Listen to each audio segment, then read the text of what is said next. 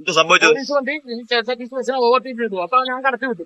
അവർ പെട്ടെന്ന് അങ്ങോട്ട് ചവിട്ടി. എന്തുവാ വേറെ കൂടെ പോകാനുള്ള ധൃതിക്ക് ചവിട്ടിയതാണ്. വാഹനം അങ്ങോട്ട് പോകായിരുന്നു? വാഹനം തെങ്കാശി തിരുവനന്തപുരത്ത്. ഓപ്പോസിറ്റ് വരികയായിരുന്നു. പെട്ടെന്ന് ഫ്രണ്ട് കയറി ചവിട്ടിയപ്പോ ഇപ്പൊ എനിക്കൊന്നും എന്തുവായി? തീരുമാനം എന്തുവായി? ഞാൻ പരമാവധി റൈറ്റ് ഒഴിവാക്കി.